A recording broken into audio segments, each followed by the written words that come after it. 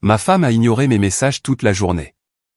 À 23 heures, elle est enfin rentrée et a affiché un sourire en coin. Tu sais ce qui s'est passé? J'ai eu une aventure d'un soir avec mon patron et je le referai.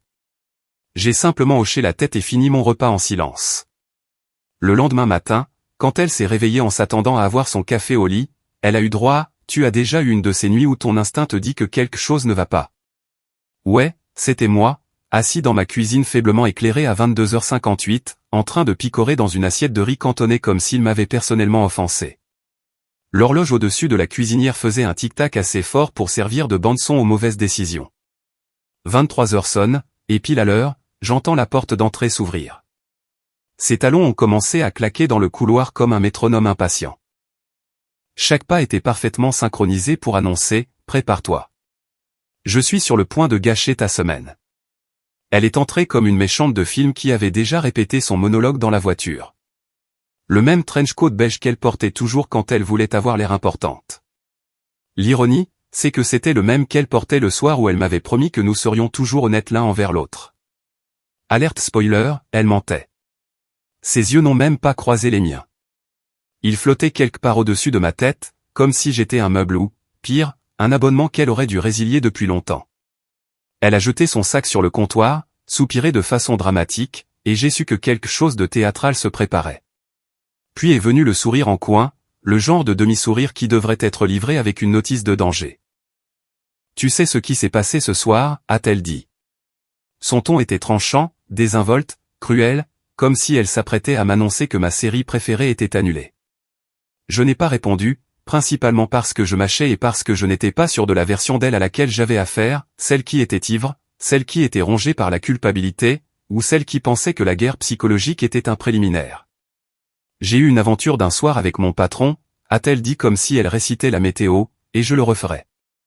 On aurait pu laisser tomber une plume dans cette cuisine et l'entendre résonner. Mais moi, je n'ai pas fait le coup de la fourchette qui tombe de façon dramatique comme on le voit dans les films. Je n'ai pas crié, je n'ai pas jeté d'assiette, ni ne me suis évanoui sur un canapé opportunément placé. Non. J'ai juste mâché mon riz lentement, comme un moine méditant en pleine crise. Chaque bouchée était un mélange de sauce soja, de trahison et du léger goût de ma santé mentale qui tentait de quitter mon corps. Quelque part entre la 3e et la 4e bouchée, je jure que j'ai entendu ma dignité faire ses valises. Le truc, c'est que quand on est marié depuis assez longtemps, on apprend à repérer la seconde exacte où votre relation est cliniquement morte. La mienne est morte quelque part entre « aventure d'un soir » et « je le referai ». Je n'ai même pas sourcillé. Je l'ai juste regardé, vraiment regardé, et j'ai hoché la tête une fois. Pas un hochement de tête dramatique.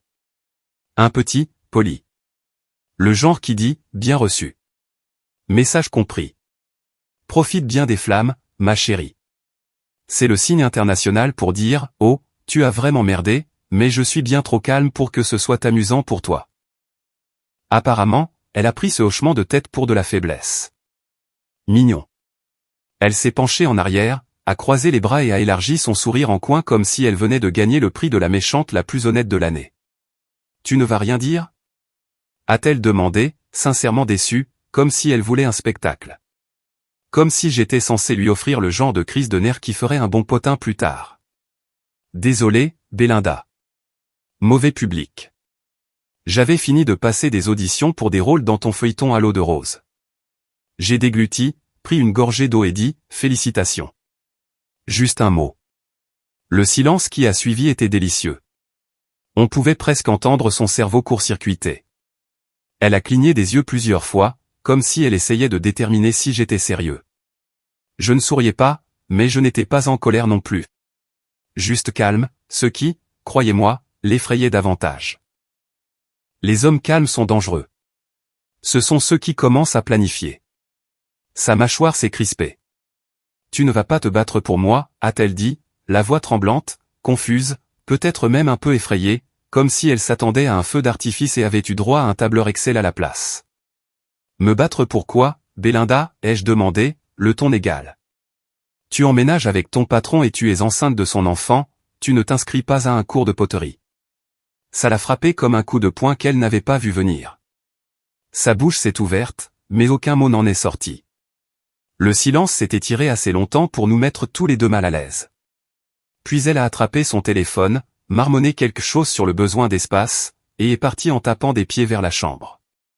Je ne l'ai pas suivie, je n'ai pas supplié, je n'ai pas posé de questions. Au lieu de ça, je suis resté assis là, à regarder la condensation couler le long de mon verre d'eau comme si elle contenait toutes les réponses dont j'avais besoin. Mon cerveau tournait plus vite qu'un comptable sous caféine pendant la période des impôts. J'étais en colère, bien sûr, mais sous cette colère se cachait quelque chose de plus aiguisé. La concentration.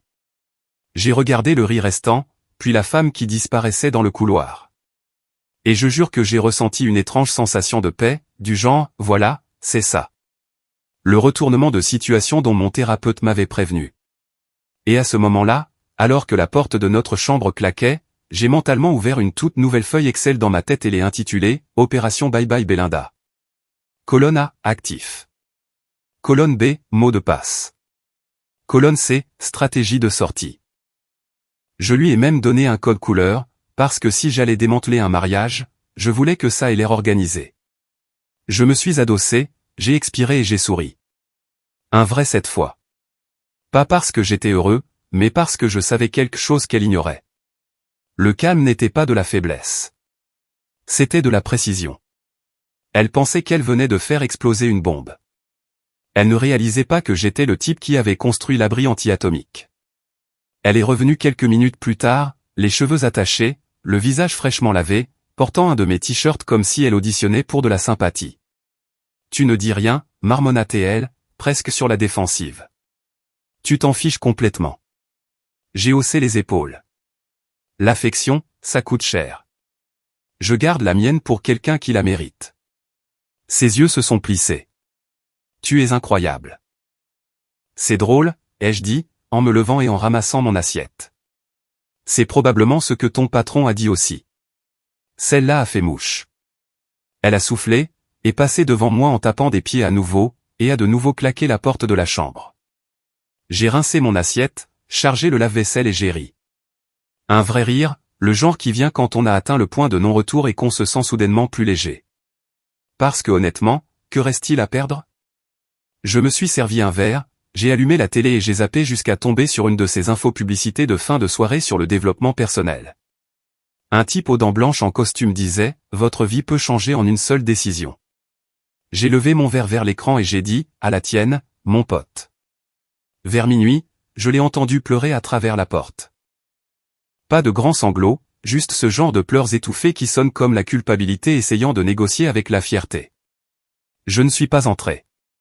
J'avais déjà fait ça avant. Réconforté, consolé, cru. Pas cette fois. Ce chapitre était terminé. Et pour une fois, j'allais laisser le silence parler. Je suis allé à mon bureau, j'ai ouvert mon ordinateur portable et j'ai réellement créé cette feuille Excel. Ouais, je suis ce genre de type. Le cœur brisé, mais efficace. J'ai commencé à lister chaque compte commun, chaque actif, chaque abonnement, Netflix, Spotify, la foutue carte Costco. Si elle partait, elle ne partait pas avec les avantages. Quand j'ai eu fini, j'avais élaboré un plan en 12 étapes pour retrouver ma tranquillité d'esprit et la plupart de mes meubles. C'était thérapeutique, comme tenir un journal, mais avec plus de formules. À un moment, j'ai fait une pause, fixant notre photo de mariage encadrée sur l'étagère. On avait l'air heureux, deux idiots souriant à un avenir qui, apparemment, venait avec des petites clauses. Je me suis approché, je l'ai prise et je l'ai posée face contre terre. Pas par colère, juste pour tourner la page. Cette version de nous n'existait plus. Et honnêtement, bon débarras. La maison était silencieuse. Trop silencieuse. L'époque où le silence signifiait la paix, et non les séquelles, me manquait. Mais ensuite, quelque part entre le bourdonnement du réfrigérateur et le tic-tac de cette satanée horloge murale, quelque chose en moi s'est apaisé. La douleur n'a pas disparu, mais elle a cessé de hurler. C'est là que j'ai réalisé que ce n'était peut-être pas la fin de ma vie. C'était peut-être le début de mon arc de rebranding. Je me suis assis sur le canapé. Milo, le chien, mon seul colocataire fiable, a sauté à côté de moi, la tête penchée comme s'il demandait « Ça va, mec ?» Je lui ai gratté derrière les oreilles et j'ai dit « Mieux que jamais, mon pote. » On réduit les drames. Il a remué la queue, ce que j'ai pris pour un soutien émotionnel. Le lendemain matin, je devrais probablement lui faire face à nouveau. Prétendre coexister tout en faisant semblant de ne pas voir ces textos de M le patron. Mais ce soir, je me suis permis de respirer. J'avais survécu à la confession. La bombe avait explosé et j'étais toujours debout pieds nus, l'ego meurtri, mais debout. Alors que j'éteignais les lumières et me dirigeais vers le lit sur le canapé, et évidemment je me suis marmonné à moi-même, t'as bien géré, mec. Parce que parfois, survivre, c'est suffisant. J'ai tiré une couverture sur moi, j'ai fixé le plafond et j'ai souri une dernière fois. Pas à cause d'elle, mais à cause de ce qu'elle venait de me donner. La clarté, la motivation, et le cadeau le plus rare de tous, une rupture nette déguisée en trahison. Et juste avant que le sommeil ne m'emporte, j'ai pensé à la façon dont la journée de demain se déroulerait. Elle se réveillerait probablement en faisant comme si de rien n'était. Peut-être qu'elle ferait du café. Peut-être qu'elle essaierait d'agir normalement. Mais je savais mieux. Au moment où elle a avoué, elle a déclenché un compte à rebours dont elle ignorait même l'existence. Le premier jour de l'opération Bye Bye Belinda avait officiellement commencé. Et bon sang, ça allait être magnifique. La lumière du matin signifiait autrefois quelque chose de paisible. De nouveaux départs, de nouvelles chances, l'odeur du café, l'illusion que la vie n'était pas un cirque complet. Pas aujourd'hui. La lumière du soleil qui filtrait à travers mes stores semblait me juger, comme si même la nature était dans le secret des potins. Je me suis réveillé sur le canapé, le cou endolori, la dignité meurtrie, et le faible écho du « j'ai couché avec mon patron » de la nuit dernière qui bourdonnait encore comme un moustique dans mon crâne. Ce qui est drôle, c'est que la trahison ne vous réveille pas avec une gifle. Elle vous réveille avec de la clarté et une crampe. Je me suis retourné, j'ai grogné et j'ai regardé l'heure. 7h13, j'avais exactement 47 minutes avant qu'elle n'émerge de la chambre, en prétendant que la vie était normale. Alors, j'ai fait ce que tout mari émotionnellement stable et fraîchement trahi ferait. J'ai préparé un café assez fort pour demander le divorce tout seul. Le bruit de la cafetière qui crachotait remplissait la cuisine. Cette odeur, normalement ma préférée, était différente. Ce n'était pas du réconfort. C'était de la caféine pour la guerre. Je suis resté là, en caleçon et avec un vieux t-shirt qui disait « Meilleur mari du monde ». L'ironie piquait. Et puis je l'ai entendu. Sa voix, ce ton familier et désinvolte, comme si elle n'avait pas fait exploser ma soirée 12 heures plus tôt. Un café, s'il te plaît, a-t-elle lancé, étirant ses syllabes comme si j'étais son barista personnel dans ce Starbucks émotionnel où nous vivions apparemment. Habituellement, je le lui aurais apporté avec un dessin en mousse, peut-être une forme de cœur stupide sur le dessus, parce que je croyais encore à l'effort. J'aurais même déposé un baiser sur son front comme un idiot qui pensait que la loyauté était un sport d'équipe. Pas aujourd'hui. Aujourd'hui, je me tenais dans l'embrasure de la porte, sirotant ma propre tasse, souriant comme un homme qui venait de découvrir le mot de passe du Wi-Fi pour la liberté. Elle m'a regardé depuis le lit, les cheveux en désordre, le visage imperturbable, comme si la trahison faisait partie de sa routine de soins de la peau. Le café, a-t-elle demandé à nouveau, impatiente. Oh, ai-je dit, en penchant la tête. Tu veux dire le spécial aventure d'un soir? Il est noir, amer et servi froid. La façon dont ses yeux ont cligné une fois, 2 fois, la confusion s'épanouissant comme une mauvaise éruption cutanée, était de l'art pur. Elle a même eu le culot d'avoir l'air offensée. Qu'est-ce que ça veut dire?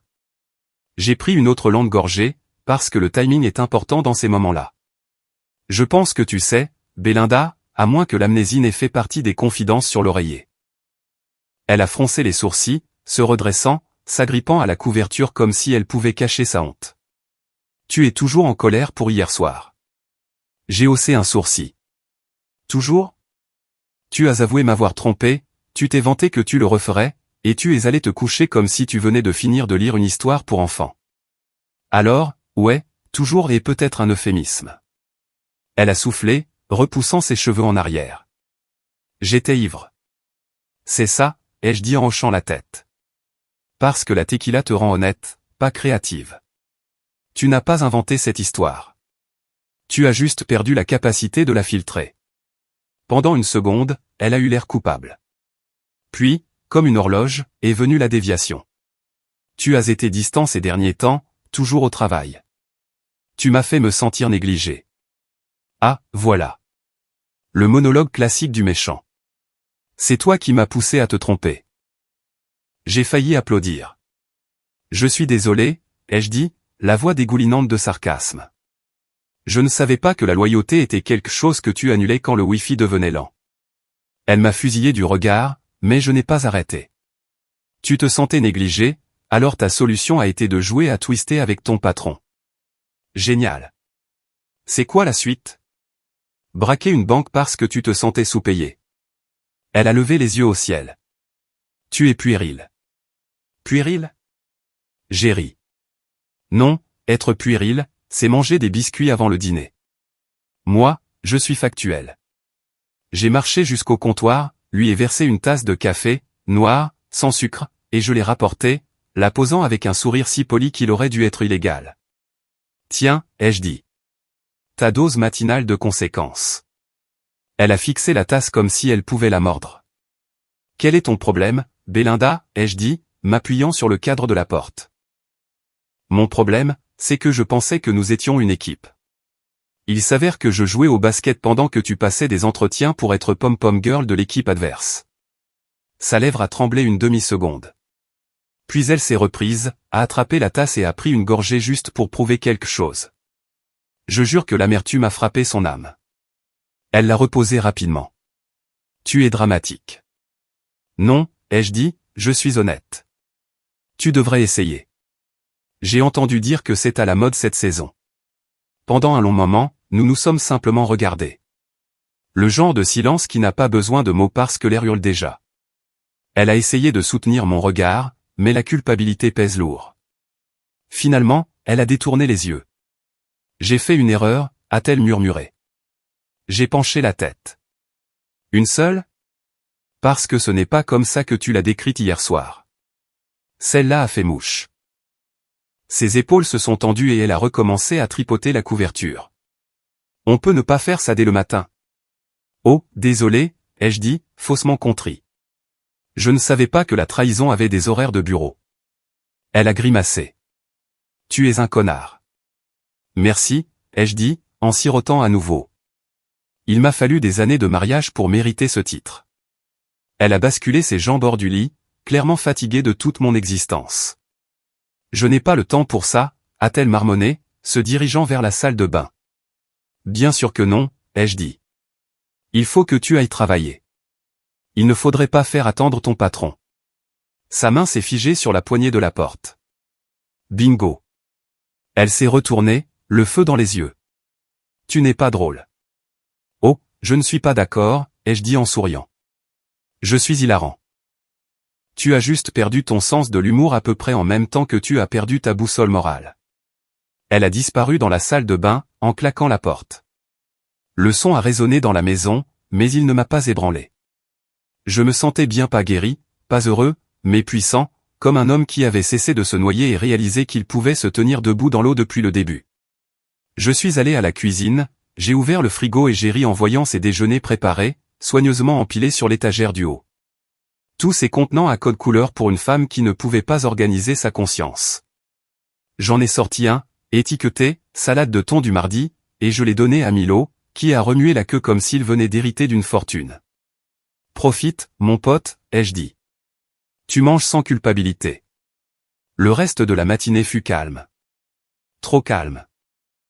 Elle s'est habillée en silence, faisant ce truc où elle prétend être en colère pour cacher le fait qu'elle a été prise. Chacun de ses mouvements criait « Je suis la victime ici ». Elle a attrapé son sac, a évité le contact visuel et s'est dirigée vers la porte.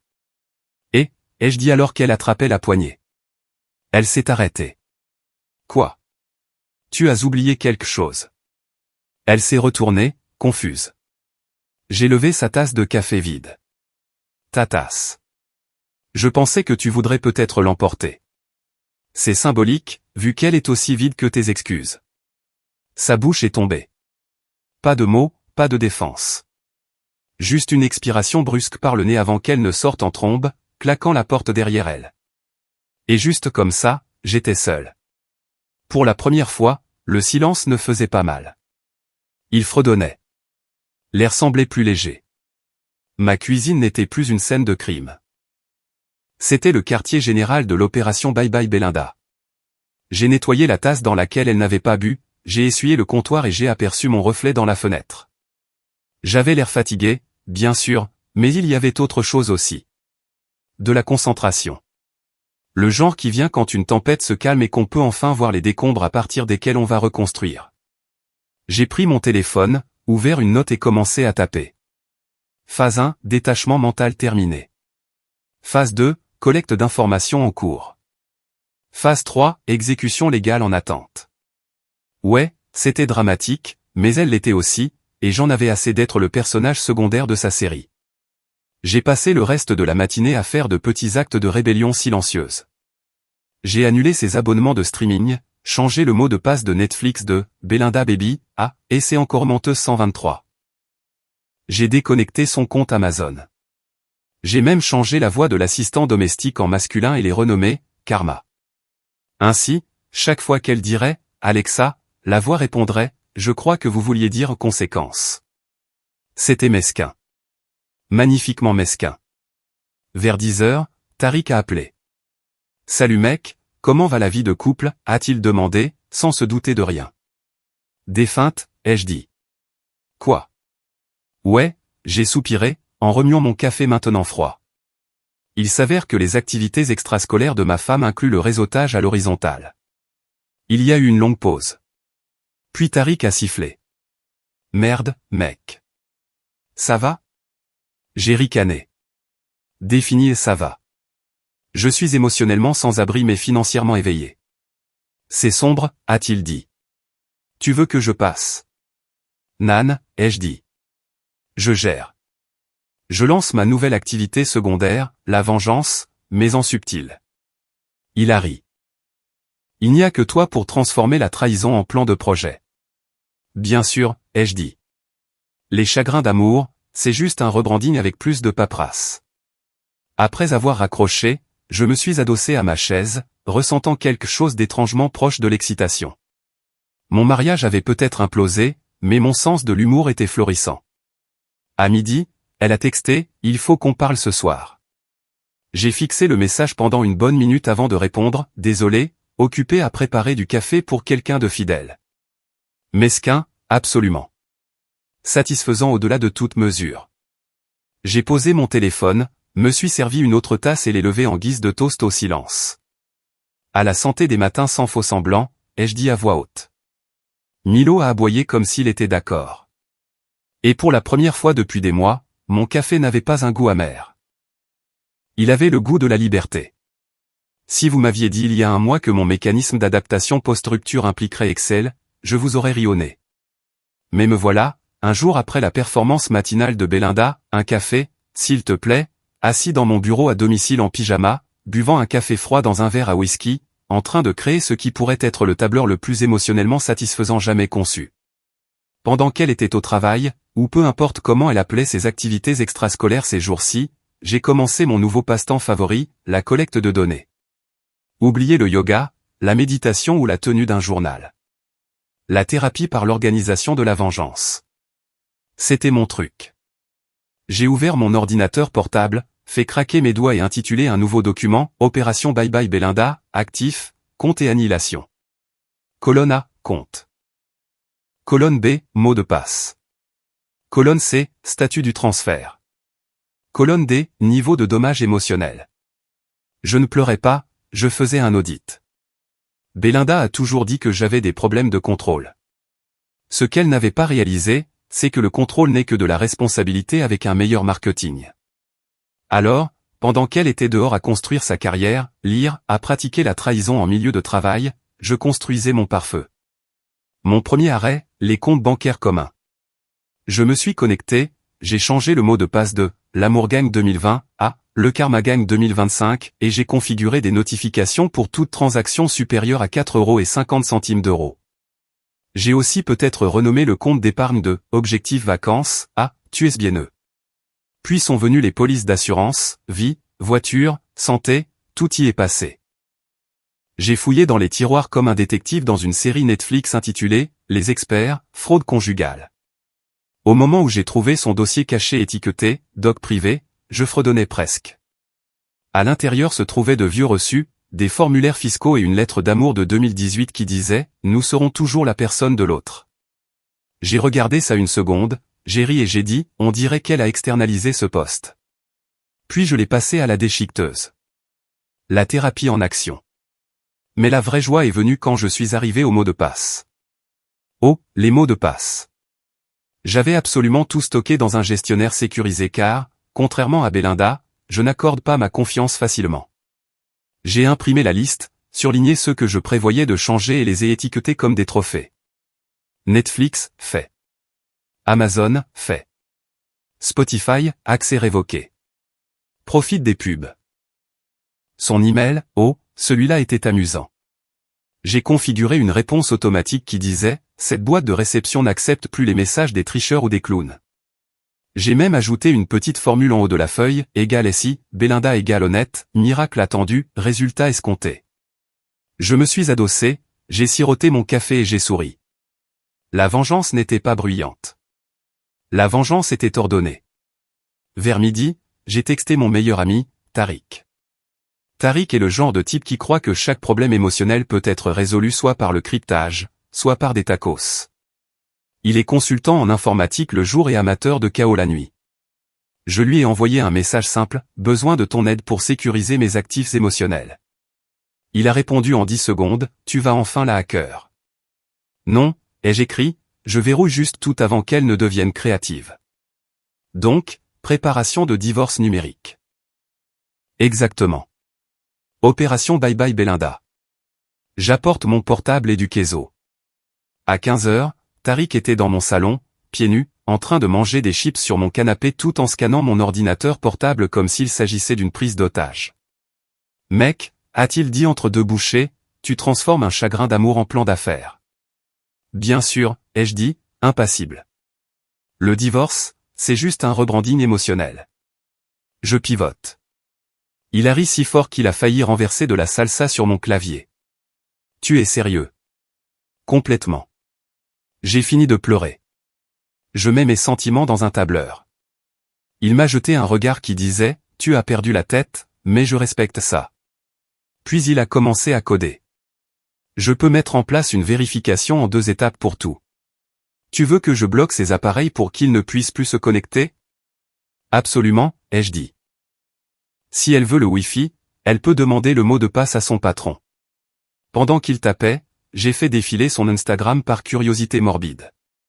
Nouvelle publication, une photo à plat d'un café, d'un croissant et une légende qui disait « Prendre soin de soi n'est pas égoïste ». J'ai ri si fort que Milo a aboyé. Prendre soin de soi. Ma pauvre, tu es la raison pour laquelle les thérapeutes ont la sécurité de l'emploi. Tariq s'est penché. Oh, elle a posté. Laisse-moi voir. Il a regardé la photo, a plissé les yeux et a dit « Mec, c'est le même bracelet que tu lui as acheté pour votre anniversaire. » J'ai fixé l'image. Oh mon Dieu, elle a accessoirisé l'infidélité. Tu veux que je pirate son compte, a-t-il demandé nonchalamment. J'ai souri. Tentant. Mais non, on ne joue pas sale. On joue intelligemment. C'est ça, a-t-il dit. La vengeance intelligente. Compris. Pendant les heures qui ont suivi, nous avons travaillé comme des comptables sous caféine et rancune. Nous avons sauvegardé chaque document financier, vérifié les titres de propriété, et même pris des captures d'écran de ses achats en ligne, car rien ne dit mieux, trahison, que d'acheter de la lingerie pendant une récession. Au coucher du soleil, j'avais un système de code couleur qui aurait pu impressionner le fisc. Vert signifiait « sécurisé », jaune signifiait « en attente », rouge signifiait « heure de l'avocat ». Je me suis adossé, épuisé mais fier. C'est magnifique, ai-je dit, en fixant l'écran comme Michel-Ange admirant la chapelle Sixtine. Tariq a hoché la tête. Tu as officiellement militarisé Excel. Le chagrin d'amour exige de la structure, ai-je dit. Il a ri. Mec, tu vas transformer ça en conférence TED. Titre, comment monétiser la trahison, un voyage et une mise en forme conditionnelle. Nous avons trinqué avec nos tasses de café. Ce soir-là, après le départ de Tariq, je suis resté seul avec mon chef-d'œuvre de tableur qui brillait doucement sur l'écran. Chaque cellule représentait le contrôle, la clôture et une petite touche de vengeance. J'ai même ajouté une note en bas qui disait « Elle pensait que je m'effondrerais ». La blague est pour elle. Je calcule. J'ai imprimé une copie pour la garder en sécurité, les glisser dans un dossier et les placer dans le tiroir à côté de notre certificat de mariage, qui semblait maintenant être une garantie expirée prématurément. Puis, juste pour le plaisir, j'ai rouvert l'application bancaire. Sa dernière transaction est apparue, 81 € au Wine Loft Bar & Lounge. J'ai souri. Oh, tu continues. Je ne me sentais pas jaloux, même pas en colère, juste stratégique. Parce que si elle pensait être la seule capable de surprise, elle ne m'avait clairement jamais rencontré, moi, en pleine motivation. J'ai commencé à chercher des avocats spécialisés en divorce, et je suis tombé sur un nom qui sonnait comme si elle facturait à l'once de confiance. Madame Delgado, ESQ. Le slogan de son site web disait « Ne vous vengez pas, prenez tout ». Je l'ai mis en favori. Je me suis servi un autre verre et je me suis adossé à ma chaise, ressentant quelque chose de proche de la paix. La vengeance n'était pas le chaos, c'était des mathématiques. Et j'étais sacrément bon en maths. À minuit, mon plan était soigneusement rangé sous forme physique et numérique, protégé par un mot de passe, sauvegardé dans le cloud et imprimé sur du papier de qualité supérieure, car si j'allais réduire un mariage en cendres, je voulais que ça ait l'air professionnel. Je suis resté là, dans la lueur de l'écran de l'ordinateur portable, Milo enroulé à mes pieds, et j'ai réalisé quelque chose qui m'a fait rire aux éclats. Elle pensait m'avoir brisé, mais ce qu'elle avait vraiment fait, c'était de me réveiller. J'ai regardé mon reflet dans la fenêtre sombre et je me suis dit, félicitations, Belinda. Tu viens de transformer un homme en un ouragan organisé. Puis j'ai éteint l'ordinateur portable, j'ai caressé la tête de Milo et j'ai murmuré, la vengeance est peut-être lente, mon pote, mais elle s'enregistre automatiquement. Quand les gens imaginent engager un avocat pour divorcer, ils pensent à des appels téléphoniques dramatiques, des boîtes de mouchoirs, peut-être une playlist intitulée « Cœur brisé et chardonnay ». Moi, je suis entré dans le bureau de Maître Delgado comme si je pointais pour une réunion du conseil d'administration. Je ne voulais pas de pitié. Je voulais de la précision. Je n'avais pas besoin de thérapie. J'avais besoin d'une femme qui voyait un mariage non pas comme quelque chose de sacré, mais comme un contrat qui pouvait être dissous plus vite que de l'eau de javel sur une tache de vin rouge. Maître Delgado n'a pas déçu. Son bureau sentait la victoire et le désinfectant à la lavande. Des diplômes tapissaient les murs, chacun criant en gros, j'ai ruiné des couples plus heureux que le vôtre. Elle avait la cinquantaine, des cheveux argentés coupés si net qu'ils auraient pu trancher des égaux, et portait un tailleur qui semblait avoir son propre précédent juridique. À la seconde où elle m'a serré la main, j'ai su que Belinda était dans le pétrin. Sa poignée était ferme, ses ongles impeccables et ses yeux portaient le genre de confiance que l'on acquiert qu'en gagnant des arguments contre des hommes 2 fois plus grands et avec un QI 2 fois moins élevé. Alors, Monsieur Carvé, dit-elle en s'installant derrière son bureau. Racontez-moi tout, et n'omettez pas les détails croustillants. Je facture à l'heure, mais j'apprécie une bonne histoire. J'ai souri.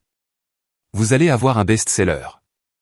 Ma femme a avoué avoir eu une aventure d'un soir avec son patron. Récemment, a-t-elle demandé, le stylo prêt comme un poignard. La semaine dernière, juste avant de se coucher. Un timing parfait, vraiment. Rien de tel que de ruiner le sommeil et la confiance en une seule phrase. Maître Delgado a hoché la tête avec sympathie, mais a souri très légèrement. Et vous avez des preuves? Oh, ai-je dit, en me penchant en avant avec la confiance d'un homme qui avait déjà monté un dossier plus solide que du café Starbucks. Maître Delgado, j'ai plus de documents que le fisc. Ses sourcils se sont levés. Montrez-moi. J'ai ouvert mon ordinateur portable, cliqué sur le dossier intitulé « Pièce à conviction Belinda » et tourné l'écran vers elle. Elle a fait défiler les relevés bancaires, les textos et les photos avec l'enthousiasme d'une femme regardant son drame judiciaire préféré. « Oh, elle est finie » a-t-elle dit finalement. C'est comme regarder un chat ramener un oiseau à la maison en prétendant que c'est un cadeau. Je veux que ce soit géré proprement, ai-je dit. Pas de cris, pas de chaos, juste de la paperasse et une justice poétique. Ses lèvres se sont courbées en un sourire satisfait. J'aime votre style, Monsieur Carvé.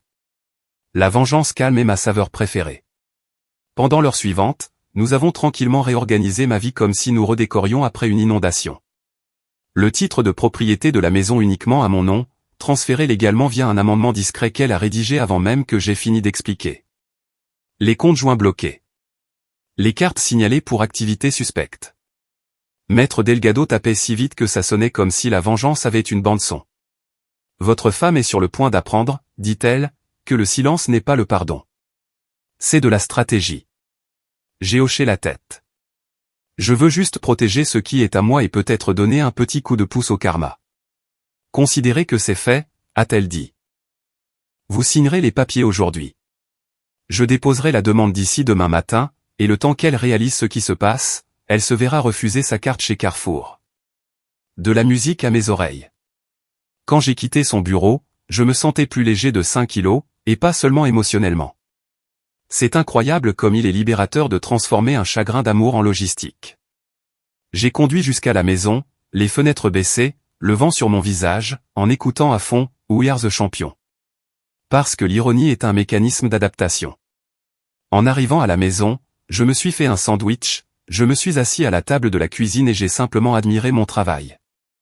Le silence dans la maison ne semblait plus solitaire. Il semblait mérité. Puis mon téléphone a vibré.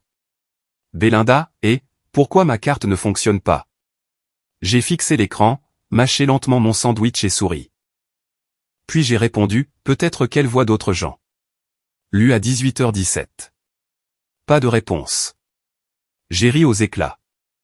Même Milo avait l'air impressionné. Ne me regarde pas comme ça, mon pote, lui ai-je dit. Tu ferais la même chose si tu avais des pouces. Quelques minutes plus tard, elle a appelé.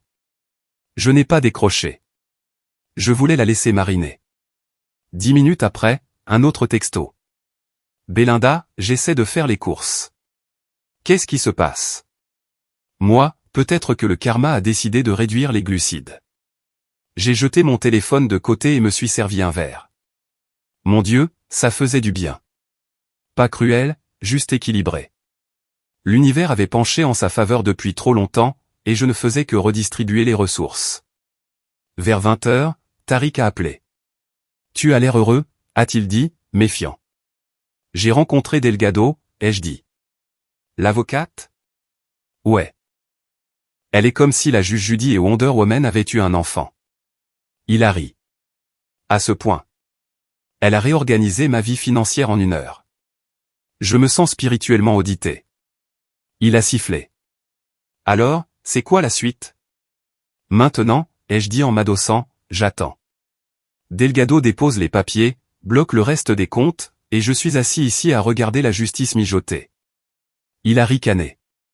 Merde, tu as vraiment appliqué ta méthode au tableur à fond sur ce coup. Bien sûr, ai-je dit. Si elle peut jongler entre les mensonges, je peux jongler entre la vengeance et la préparation des repas. Il a ri encore plus fort. T'es un malade, mec. Je préfère méthodique. Nous avons raccroché après quelques blagues sur l'inévitable crise de nerfs de Belinda.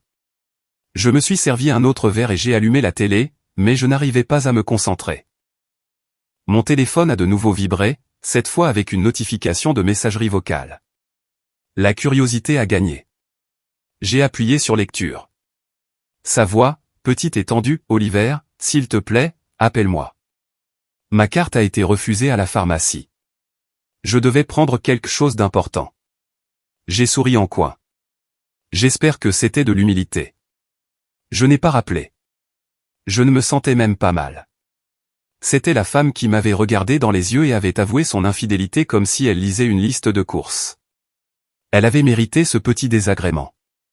Le lendemain matin, j'ai de nouveau rencontré Maître Delgado pour signer les documents finaux. Elle avait un dossier plus épais qu'une Bible, soigneusement classé et étiqueté.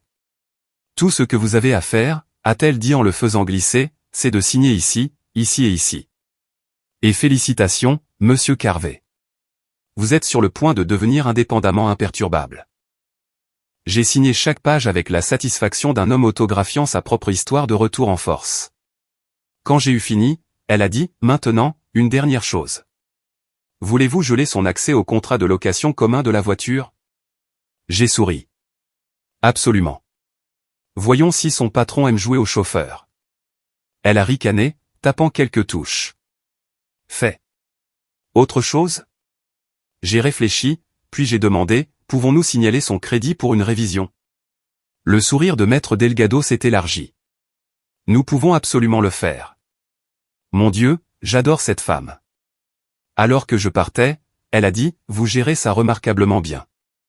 L'organisation coûte moins cher que la thérapie, ai-je dit. Cela lui a arraché un rire. En rentrant, je suis passé devant le bureau de Belinda.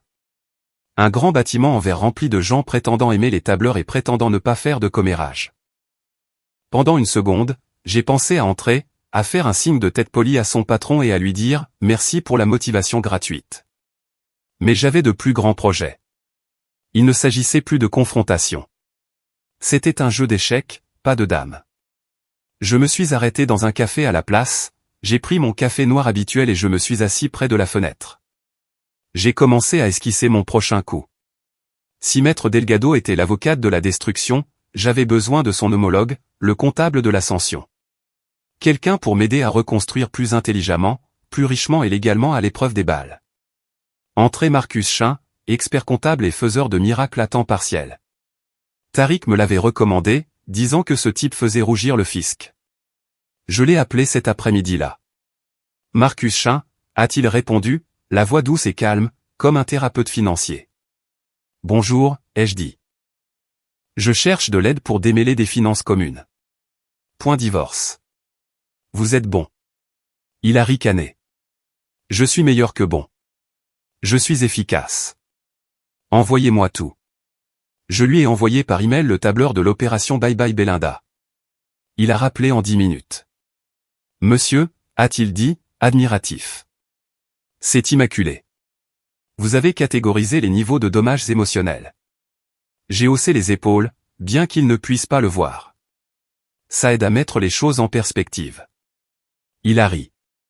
Je m'occupe des transferts financiers. Vous vous occupez de ne pas texter votre ex. Marché conclu. Marché conclu, ai-je dit. Deux professionnels, l'un en droit, l'autre en chiffres, géraient maintenant mon nettoyage. Et moi, je n'avais qu'à m'asseoir et siroter du café comme un homme regardant le karma atteindre ses objectifs. Le soir, Delgado a envoyé un email, demande déposée et confirmée. Attendez des nouvelles d'ici 72 heures. 3 jours. En 3 jours, ma vie serait officiellement sans Belinda. Ce soir-là, alors que j'étais assis sur le porche à regarder le coucher du soleil, j'ai réalisé que je n'avais pas vérifié ses réseaux sociaux de la journée. C'était un progrès. Je n'avais pas besoin de voir son parcours de guérison filtré. Je vivais le mien, non filtré et déductible des impôts. À 21h42, un autre texto est arrivé. Belinda, je ne sais pas ce qui se passe, mais c'est cruel. J'ai regardé le message une longue seconde, puis j'ai tapé, ce n'est pas de la cruauté, Belinda. C'est le mot clôture orthographié correctement pour une fois. Envoyé. J'ai éteint mon téléphone, je me suis adossé à ma chaise et j'ai laissé le calme s'installer. Maître Delgado avait raison. Le silence n'est pas le pardon. C'est de la stratégie. Et bon sang, la mienne fonctionnait à merveille. Une semaine plus tard, Belinda a prétendu avoir une réunion tardive. Mignon. Cette expression était devenue l'hymne national des conjoints infidèles du monde entier. Réunion tardive se traduit par « Je suis sur le point de te trahir en haute définition ». Elle l'a dit avec son ton faussement désinvolte habituel, portant cette robe noire moulante qui était autrefois réservée aux anniversaires, pas aux discussions comptables. Elle s'est aspergée de parfum comme si elle se préparait pour une bataille, puis s'est penchée et m'a embrassé sur la joue. J'ai senti une bouffée de trahison déguisée en Chanel. Ne m'attends pas, a-t-elle dit. Je ne le ferai pas, ai-je répondu, souriant juste assez pour qu'elle se demande si je savais quelque chose. Parce que je savais. Voyez-vous, je ne suis pas du genre jaloux. Je suis du genre à collecter des données. Quand votre femme vous trompe avec son patron, les émotions sont inutiles. Les feuilles Excel et la stratégie, c'est là que réside le pouvoir. Alors, quand elle est partie, j'ai fini mon sandwich, je me suis servi une autre tasse de café et j'ai activé la phase 4 de l'opération Bye Bye Belinda, la filature. Je ne le faisais pas par obsession. Je le faisais pour tourner la page et peut-être pour obtenir des preuves. Parce que quand on a affaire à quelqu'un qui ment professionnellement, les captures d'écran sont la seule langue qu'ils comprennent. Maintenant, un homme dans ma position ne suit pas simplement sa femme infidèle dans sa propre voiture. Non, c'est pour les amateurs. J'ai loué une berline grise chez Hertz, le genre de voiture qui crie, comptable divorcé qui n'a plus rien à perdre. J'ai même mis une casquette de baseball et un sweat à capuche. Je ressemblais à la version humaine du bruit de fond. Assis dans cette voiture de location, garée à un pâté de maison de son bureau, j'ai réalisé à quel point tout cela était absurde. Moi, un homme adulte, en train de surveiller le lieu de travail de ma femme comme si j'étais dans un film d'espionnage de seconde zone. Mais ensuite, à 18h42 précise, la porte du bureau s'est ouverte, et la voilà, ma future ex, sortant avec son patron, l'homme en personne, Monsieur Front-Brillant à 28 000 €. Laissez-moi vous décrire ce type. Imaginez un homme d'âge mûr avec une ligne de cheveux qui recule plus vite que sa morale, portant un costume qui coûte trop cher pour couvrir si peu d'intégrité. Son rire était fort, faux et probablement inflammable. Il parlait trop près. Vous savez, le genre de proximité qui vous donne envie de désinfecter votre âme. Ouais, ça. Ils ont traversé la rue, sa main frôlant accidentellement son dos comme s'il essayait de réinitialiser une imprimante défectueuse. J'ai serré la mâchoire, non pas de rage, mais de gêne par procuration. Les regarder flirter, c'était comme regarder deux ratons laveurs se battre pour une poubelle brillante. Ils sont montés dans sa voiture, une Lexus argentée qui criait, crise de la quarantaine, et sont partis. J'ai suivi à une distance respectable car, encore une fois, je ne suis pas imprudent, je suis stratégique. Ils se sont dirigés vers le centre-ville, en plein cœur de la tentation, l'Ambé Lounge, un bar si prétentieux qu'il servait des glaçons artisanaux. Je me suis garé 2 rues plus loin, je suis entré comme si j'y avais ma place et j'ai trouvé une place dans une banquette d'angle. J'ai commandé une boisson que je ne voulais même pas, quelque chose avec un parapluie et trop de sucre, parce que se fondre dans la masse exige des sacrifices. Et les voilà, assis au bar comme 2 figurants de comédie romantique qui n'avaient pas lu la partie où tout tourne mal. Elle riait fort, le genre de rire qu'elle n'avait pas utilisé avec moi depuis des mois. Ça a fait mal pendant environ 3 secondes avant que je ne réalise quelque chose, elle jouait la comédie, elle surcompensait. La culpabilité a une piste de rires enregistrés, et la sienne était à plein volume. J'ai sorti mon téléphone, ouvert l'application de l'appareil photo et commencé à enregistrer. Photos, vidéos, horodatage. Chacun étiqueté dans mes notes comme des épisodes de Netflix.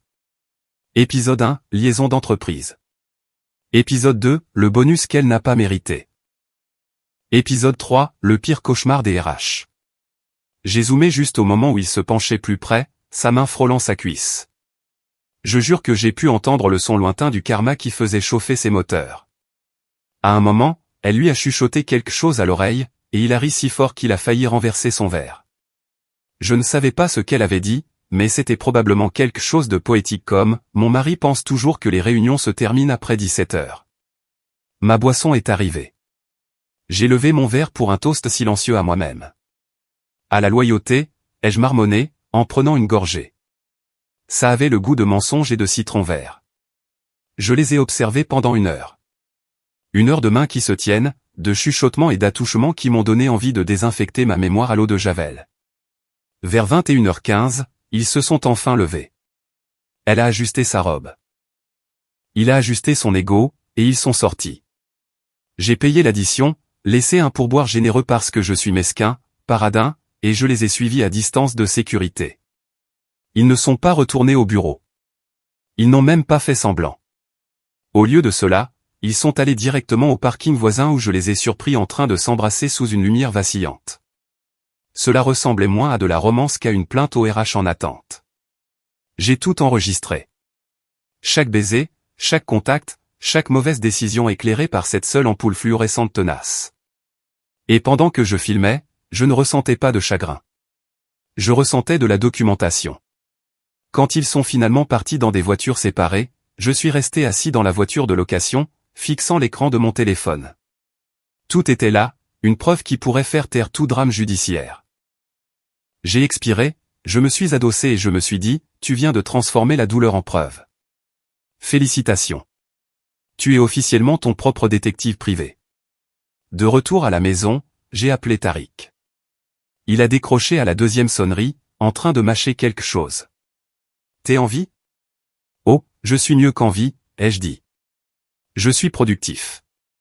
Il a ri. Ça a l'air dangereux. Qu'est-ce que tu as fait? J'ai des images, ai-je dit. Vidéo, horodatage, tout. C'est comme le Discovery Channel pour les idiots amoureux. pas possible. Tu l'as suivi? Bien sûr, ai-je dit.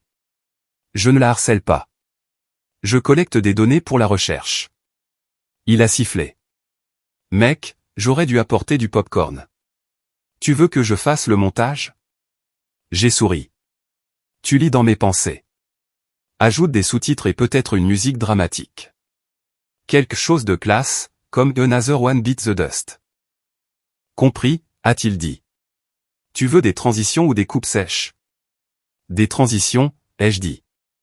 Cette trahison mérite des fondus enchaînés fluides. Il a gloussé. T'es un fou. J'adore.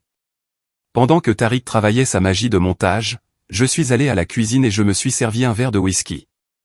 Non pas par tristesse, mais pour célébrer. Ce n'est pas tous les jours qu'on attrape la trahison en 4K. Le lendemain matin, je me suis réveillé avec une notification, fichier vidéo, affaire-bas entreprise-bas montage-bas final.mp4. Tariq avait livré. J'ai appuyé sur lecture. La séquence d'ouverture était cinématographique, jazz doux, filtre noir et blanc, et un carton de titre qui disait « Basé sur de mauvaises décisions et du vin bon marché ». Puis sont venues les images. Belinda et son patron riant, se touchant, le baiser. Tariq avait même ajouté un ralenti dramatique au moment parfait. C'était de l'art.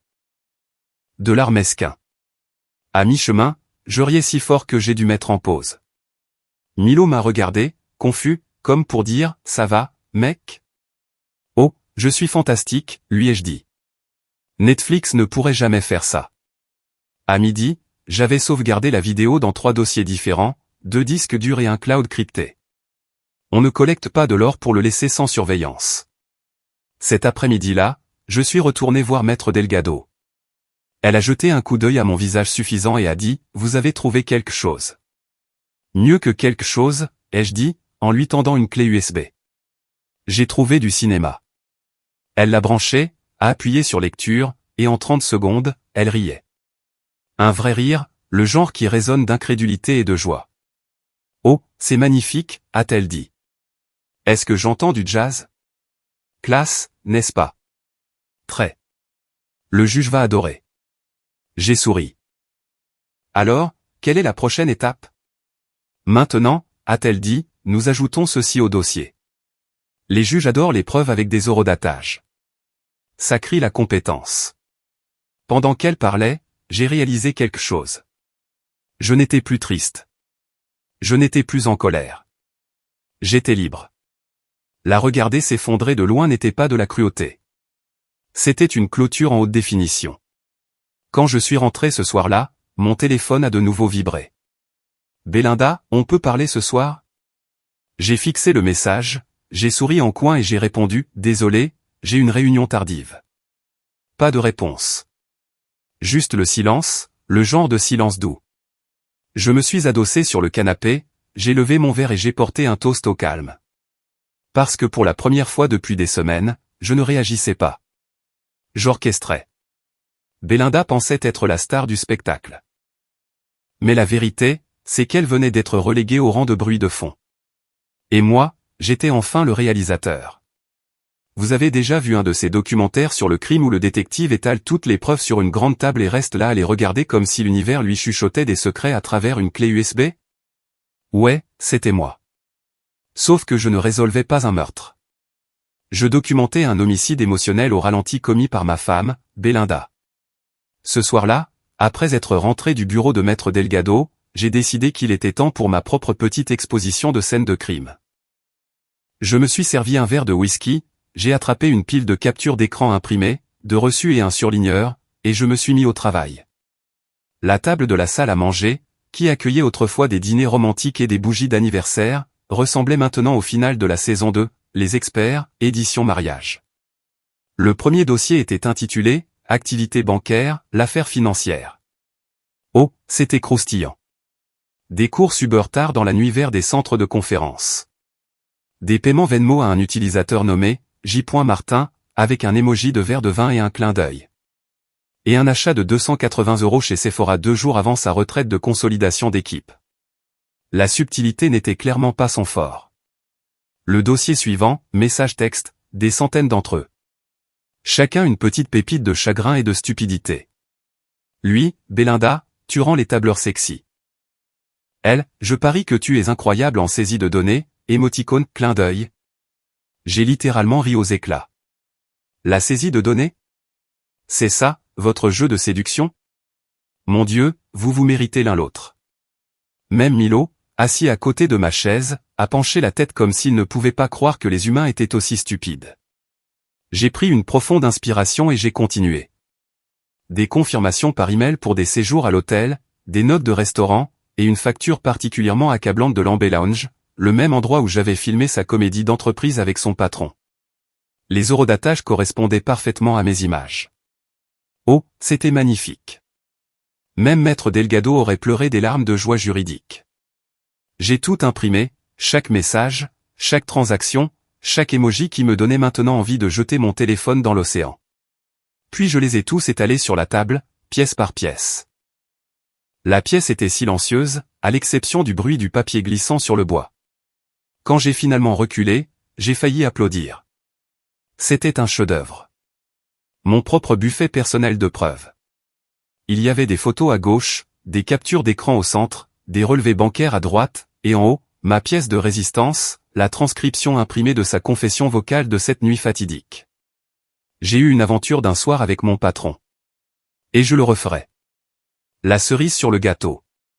J'ai pris une gorgée de whisky, je me suis appuyé sur le comptoir et j'ai admiré mon travail comme un artiste lors d'un vernissage. Mesdames et messieurs, ai-je dit à Milo, l'exposition de ce soir est intitulée « Comment ruiner un mariage en 10 paiements faciles ». Milo a bâillé. Critique typique. Puis j'ai ouvert mon ordinateur portable et j'ai commencé à tout organiser dans un dossier de présentation. Vous savez, quelque chose d'élégant, parce que si j'allais démanteler sa réputation au tribunal, je voulais le faire avec style. Maître Delgado disait toujours, ne sous-estimez jamais le pouvoir de la présentation. J'ai créé des onglets, chronologie de la tromperie, inconduite financière, faillite morale, et mon préféré, des SMS qui ont mal vieilli, comme du lait. À minuit, j'avais un classeur si épais qu'il pouvait servir de cale-porte. Je l'ai étiqueté en grosses lettres audacieuses, pièce à conviction Belinda, saison finale. Chaque page racontait une histoire.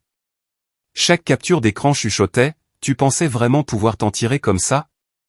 Et la meilleure partie, c'est que je n'avais pas besoin de dire un mot. Les preuves criaient plus fort que je n'aurais jamais pu le faire. Même Milo semblait ressentir la gravité de la situation. Il a reniflé le classeur une fois, a soupiré profondément et m'a jeté un regard qui disait, elle a vraiment risqué un couteau à steak pour ce type. Je sais, mon pote, ai-je dit en lui caressant la tête. Certaines personnes ne sont tout simplement pas faites pour la loyauté, ni pour le bon goût. Je me suis adossé, regardant la douce lueur de la lampe de bureau projeter de longues ombres sur les papiers. Ça avait presque l'air poétique. La vengeance, mais en version artistique. J'ai pensé à la confronter, à tout étaler, à la confrontation dramatique que les gens aiment voir dans les films. Mais plus j'imaginais la scène, moins elle semblait satisfaisante. Crier ne changerait pas les faits. La colère ne me donnerait pas la paix. Elle ne ferait que tordre l'histoire, jouer la victime, peut-être même pleurer ses larmes de crocodile qu'elle maîtrisait depuis des années. Non, je voulais une destruction silencieuse. Le genre où elle se réveille un matin et réalise que le Wi-Fi, la voiture, les cartes de crédit, le confort. Tout a disparu. Et la seule personne qu'elle peut blâmer est celle qui la regarde dans le miroir. Alors, j'ai planifié la révélation. Pas avec des cris, pas avec des feux d'artifice, juste avec du silence et de la paperasse. J'ai fait une liste de contrôles, livré toutes les preuves à Maître Delgado. Verrouiller les comptes personnels. Transférer la propriété de la voiture.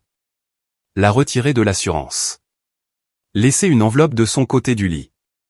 Chaque étape me rapprochait de la clôture. Je ne démantelais pas seulement un mariage. Je récupérais ma paix, pièce par pièce. À un moment donné, j'ai fait une pause pour remplir mon verre et j'ai jeté un coup d'œil à une photo encadrée de nous lors de notre lune de miel à Hawaï. Nous sourions, radieux, naïfs, si sûrs de l'éternité. Je l'ai prise, l'ai regardée un instant, puis je l'ai posée face contre table. Cette version de nous n'existait plus. Vers 1h du matin, j'ai appelé Tariq parce que, soyons honnêtes, la vengeance a un goût différent quand on a un public. Il a répondu à moitié endormi. Mec, il est 1 heure du matin. Tu l'as encore surprise. Mieux, ai-je dit. J'ai monté un dossier. Il a bâillé. Tu veux dire, émotionnellement ou légalement? Les deux, ai-je dit fièrement. J'ai des photos, des reçus, des historiques de textos. Ma salle à manger ressemble au bureau à domicile du FBI. Ça l'a réveillé. Tu es sérieux. Mortellement sérieux. J'ai même des catégories. Ma préférée s'appelle Quand l'adultère rencontre la comptabilité. Il a commencé à rire. Mec, tu ne te contentes pas de tourner la page. Tu écris une foutue thèse. Exactement, ai-je dit. Ce n'est pas un chagrin d'amour. C'est de la recherche. Envoie-moi des photos, a-t-il dit entre deux rires. Je veux voir cette scène de crime.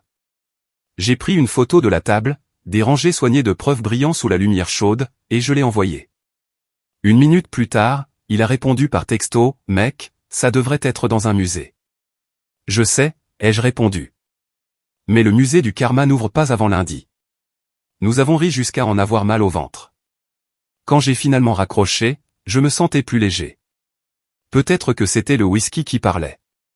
Ou peut-être que c'était le pouvoir d'en avoir enfin terminé. Je suis resté là un moment, à regarder le classeur, les papiers, les preuves. Il ne s'agissait plus de vengeance. Il s'agissait de clarté, de voir la vérité sans le brouillard de l'amour et du déni. Pendant des mois, j'avais vécu dans sa version de la réalité, un endroit où les mensonges étaient des malentendus et la culpabilité du stress. Mais plus maintenant. Maintenant, j'avais des faits. Des faits qui n'avaient pas besoin de permission pour exister.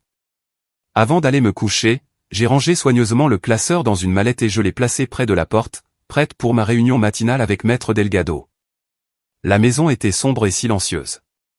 Le seul son était le léger ronflement de Milo. J'ai jeté un dernier regard à la table, maintenant vide à nouveau, et j'ai murmuré, c'est tout. Histoire collectée. Pièce à conviction complète.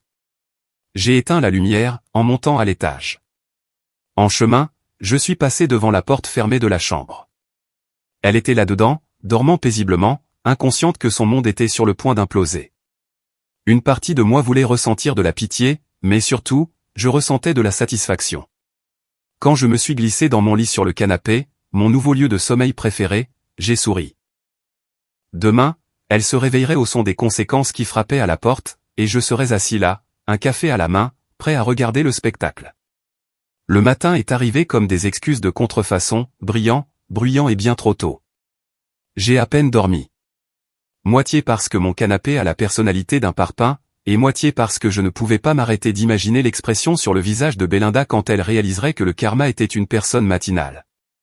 Je me suis levé tôt, j'ai pris une douche, je me suis rasé et j'ai préparé une cafetière assez forte pour dissoudre les regrets. C'était le jour J, le jour de la délivrance. Tout était en place. Le classeur étiqueté, pièce à conviction Belinda, saison finale. L'enveloppe scellée posée joliment sur le comptoir de la cuisine. Et mon plan de petit déjeuner. Si la vengeance avait une odeur, ce serait celle du sirop d'érable et de la justice poétique. J'ai préparé des pancakes, 3 d'entre eux, parfaitement circulaires, dorés, en forme de cœur, parce que le symbolisme est important. J'ai même versé un peu de sirop supplémentaire en forme de point d'interrogation. La présentation compte quand on sert le karma. À 7h42, j'ai entendu la porte de la chambre grincer. Elle est apparue, portant à nouveau un de mes t-shirts, agissant comme si le bonheur domestique n'avait pas fait faillite. Ses cheveux étaient en désordre, ses yeux à moitié fermés. A-t-elle marmonné en s'étirant. Ça sent bon. Oh ouais, ai-je dit en retournant un pancake. Ça sent très bon. Elle a souri. Le même sourire doux et manipulateur qui aurait pu autrefois me convaincre que le monde allait bien. Le café est sur la table, ai-je dit. Et autre chose aussi. Elle s'est dirigée vers la table, encore à moitié endormie, en fredonnant. Elle a vu l'assiette de pancakes et l'enveloppe à côté. Et pendant une brève et glorieuse seconde, elle a probablement pensé que j'étais gentil. Que peut-être, après tout, elle avait gagné. Que peut-être je lui avais pardonné. L'univers était sur le point de clarifier les choses. Elle s'est assise, a déchiré l'enveloppe et a commencé à lire. À l'intérieur se trouvait une seule note, tapée proprement, professionnellement, avec toute la chaleur d'une note de service des RH, félicitations, tu as été promu au statut de célibataire. PS, la voiture est saisie, le loyer est dû, et ton patron ne peut pas passer un cœur brisé en note de frais. Avec tout mon amour, Oliver. Elle a cligné des yeux une fois, 2 fois, puis l'a relu. Sa bouche est tombée comme un piège. C'est quoi ce bordel, a-t-elle dit, sa voix montant dans les octaves comme un violon paniqué. J'ai versé du café dans ma tasse, calme comme un sermon du dimanche. C'est ton évaluation de performance, ai-je dit. Tu as obtenu une note élevée en créativité, mais faible en éthique. Ses yeux ont balayé la pièce comme si les réponses se cachaient dans les placards. Tu as fait quelque chose, a-t-elle sifflé. Techniquement, ai-je dit, Maître Delgado a fait le plus gros du travail. J'ai juste signé les papiers. Tu es fou, a-t-elle lâché, serrant la note comme si elle pouvait la mordre. Non, ai-je dit en souriant. Je suis organisé. Sa respiration s'est accélérée. Qu'est-ce que ça veut dire? Comment ça, voiture saisie? Oh, ai-je dit nonchalamment, en retournant un autre pancake. Le leasing était à mon nom. Tu devras prendre un Uber pour ta prochaine réunion tardive. Sa mâchoire s'est crispée. Tu ne peux pas faire ça. Déjà fait, ai-je dit, en prenant une bouchée de pancake. Il s'avère que je suis remarquablement efficace quand on me trahit avant le petit déjeuner. Elle s'est levée si vite que la chaise a grincé sur le carrelage. C'est insensé, Oliver. Vraiment? Ai-je demandé, en posant ma fourchette. Parce que quand tu as avoué ton infidélité, tu semblais plutôt confiante dans tes capacités de prise de décision. Je ne fais que m'aligner sur ton énergie. Elle a jeté la note sur la table. Tu me punis. J'ai haussé les épaules. Ce n'est pas une punition. C'est un équilibre. Ses yeux ont brillé, mais je n'y croyais pas. J'avais déjà vu de vraies larmes de sa part. C'était de l'art de la performance. J'ai fait une erreur, a-t-elle murmuré. Quelle partie, ai-je demandé. La tromperie ou la confession? Ses lèvres ont tremblé. Tu ne comprends pas. C'est juste arrivé. Ouais, ai-je dit en sirotant mon café. Comme une intoxication alimentaire. Celle-là a fait mouche. Elle a cligné des yeux, sans voix. Je pouvais pratiquement voir les rouages tourner, essayant de trouver un moyen de transformer ça en un arc de rédemption. Mais la chaîne avait annulé sa série. Tu n'es même pas en colère, a-t-elle dit finalement, l'air confus, comme si elle avait manqué le script où j'étais censé la supplier ou m'effondrer. En colère? J'ai ri. Non, ça impliquerait que je me soucie encore assez pour élever la voix. J'en ai fini. Terminé. Plus de budget émotionnel. Elle m'a regardé, secouant la tête. Tu es un monstre. C'est drôle, ai-je dit. Venant de la femme qui a embrassé son patron dans un parking. Ses narines se sont dilatées. Tu m'as suivi? Tout à fait, ai-je dit. Tu n'étais pas difficile à manquer, vu l'éclairage fluorescent et la ligne de cheveux de ton patron qui faisait office de projecteur. Elle a halté. Tu nous as enregistrés? J'ai haussé les épaules. Pense que c'est de la vidéosurveillance domestique, juste pas pour cette maison. Ses mains se sont serrées en poing. Tu ne peux pas utiliser ça légalement. Moralement, tu as perdu le droit à cette conversation à l'Amber Lounge. Elle s'est rassise, se tenant la tête. Je n'arrive pas à y croire. Je sais, ai-je dit. La conscience de soi n'a jamais été ton point fort. La pièce est devenue silencieuse, à l'exception du bruit des pattes de Milo, la queue battant la mesure comme s'il sentait le drame. Il a reniflé l'air, puis s'est assis à côté de moi. Bon chien, ai-je dit en lui grattant l'oreille. Tu veux un pancake? Belinda a fusillé du regard. Tu donnes des pancakes au chien pendant qu'on a une conversation sérieuse. Techniquement, je prends mon petit déjeuner, ai-je dit. Toi, tu fais face aux conséquences. Son visage est devenu rouge. Je vais me battre contre ça. Je vais prendre un avocat. Oh, je t'en prie, fais-le, ai-je dit joyeusement. Maître Delgado adore les défis. Elle a déjà codé par couleur ta chute. Elle s'est précipitée vers le comptoir, a attrapé son téléphone et a commencé à taper furieusement, probablement en textant Monsieur Calvissier chagrin d'amour pour de la sympathie. Je me suis approché, je me suis appuyé contre l'embrasure de la porte et j'ai dit, au fait, ta facture de téléphone est due demain. C'est à toi de la payer maintenant. Elle s'est figée. Tu m'as complètement coupé. L'indépendance financière forge le caractère, ai-je dit. Elle s'est retournée, les yeux fous. Je n'ai nulle part où aller. Bien sûr que si, ai-je dit. Tu as un patron qui semble très arrangeant. Le silence qui a suivi était délicieux. On aurait pu le beurrer et le servir au brunch. Elle a jeté son téléphone sur le canapé et a crié. Tu m'as humilié. J'ai souri. Pas encore. J'ai été très discret. Mais continue de crier, et je mettrai la vidéo sur un disque privé appelé choix de carrière limitant. Ses épaules se sont affaissées. Pour la première fois depuis des semaines, elle avait l'air petite, humaine, peut-être même effrayée. Et je mentirais si je disais que ça ne m'a pas un peu piqué. Je l'ai aimée autrefois, profondément. Mais la femme qui se tenait devant moi n'était pas celle que j'avais épousée. Elle avait échangé ses vœux contre de la validation et son intégrité contre une gratification instantanée. Alors non, je ne me sentais pas coupable de la laisser mariner dans le pétrin qu'elle avait créé. J'ai apporté mon assiette à l'évier, les rincé et j'ai dit doucement. Tu devrais commencer à faire tes valises. Elle a cligné des yeux.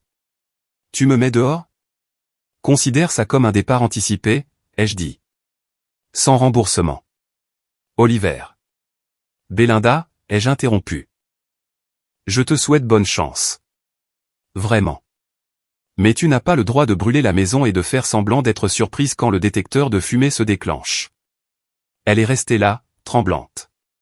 Tu le regretteras. Je me suis retourné, m'appuyant contre le comptoir. J'ai déjà regretté de t'avoir épousé. Cette partie, c'est juste de la gestion des dégâts. Sa lèvre a frémi. Tu es froid. Je suis guéri, ai-je dit simplement. Pendant un long et silencieux moment, elle m'a simplement regardé, attendant peut-être que je craque. Mais je n'ai pas craqué. Je ne pouvais pas. J'avais déjà fait le deuil du mariage. C'était l'épilogue. Finalement, elle a attrapé son sac, a marmonné quelque chose dans sa barbe et est sortie en trombe. La porte a claqué assez fort pour faire trembler un cadre sur le mur. La maison est redevenue silencieuse. J'ai expiré, longuement et régulièrement. La tension qui avait habité mes épaules pendant des mois s'est finalement relâchée. Milo s'est approché et a posé sa tête sur ma jambe, sa queue battant doucement. C'est juste nous maintenant, mon pote, ai-je dit en lui grattant les oreilles. Et regarde ça. On a enfin la paix et des pancakes. Je me suis rassis, je me suis servi une autre tasse de café et j'ai regardé le siège vide en face de moi. Pour la première fois depuis longtemps, il ne semblait pas solitaire. Il semblait mérité, comme si le silence n'était plus l'absence de bruit, mais la présence de la raison. Le téléphone a vibré. Un texto de Tariq. Elle a eu la note? J'ai souri et j'ai répondu, elle a eu le pack de luxe. Cri, déni, sorti en claquant la porte. Une performance 10/10. Il a répondu avec un emoji qui rit. Et merde, mec. T'es libre. Libre. Le mot était beau sur l'écran. Je me suis adossé, regardant la lumière du matin inonder la cuisine. La même cuisine qui avait entendu chaque dispute, chaque fausse excuse, chaque mensonge. Aujourd'hui, elle semblait nouvelle, plus légère, comme si la maison elle-même était soulagée qu'elle soit partie. J'ai repris mon téléphone et j'ai ouvert ma playlist. Chanson numéro 1, Don't Stop Maître Now. Approprié. J'ai monté le volume jusqu'à ce que les oreilles de Milo se dressent. Danser en pantalon de pyjama à 8 heures du matin n'était pas sur ma liste de choses à faire, mais la liberté fait des choses étranges à un homme. J'ai chanté faux, en retournant des pancakes d'une main et en faisant de la guitare imaginaire avec une spatule de l'autre. À mi-chemin de la chanson, j'ai aperçu mon reflet dans la porte du micro-ondes, cheveux en désordre, t-shirt froissé, sourire ridicule. Et j'ai pensé, ouais, ce type va s'en sortir. Avant de partir rencontrer Maître Delgado pour déposer le dernier jeu de documents, j'ai nettoyé la cuisine, nourri Milo et rangé l'enveloppe dans mon tiroir. Un souvenir, non pas d'elle, mais du moment où j'ai repris ma vie en main. En attrapant mes clés, j'ai remarqué sa tasse encore sur le comptoir, avec la trace de rouge à lèvres et tout. J'ai envisagé de la jeter, puis j'ai décidé de ne pas le faire. Non, laissons-la là. Un rappel de ce que coûte la confiance aveugle. Je me suis dirigé vers la porte, la lumière du soleil se déversant sur le sol. J'ai pris une profonde inspiration, j'ai souri et je me suis murmuré, « Bienvenue dans ta nouvelle routine matinale ». Puis je suis sorti, un café dans une main, la liberté dans l'autre. Si vous n'êtes jamais allé au tribunal des affaires familiales, laissez-moi vous peindre un tableau. C'est comme si, The Office, rencontrait un épisode de tribunal. Les mêmes silences gênants, les mêmes sourires forcés, et absolument aucun encas. Tout le monde prétend être civilisé tout en calculant secrètement de combien de façons ils peuvent se ruiner mutuellement avant le déjeuner. En entrant ce matin-là, je me sentais étrangement calme. Peut-être que c'était le café. Peut-être que c'était le soulagement que ce cirque touche enfin à son dernier acte. Belinda, quant à elle, avait l'air d'avoir passé la nuit à se battre avec sa conscience et d'avoir perdu. Elle était assise 2 rangs devant, faisant semblant de faire défiler son téléphone comme si elle ne luttait pas contre l'envie de me le jeter à la figure. Son avocat était assis à côté d'elle. Un type nommé Derek avec les cheveux gominés et un ego si brillant qu'il aurait pu servir de miroir. Maître Delgado, ma gladiatrice légale, m'a fait un signe de tête.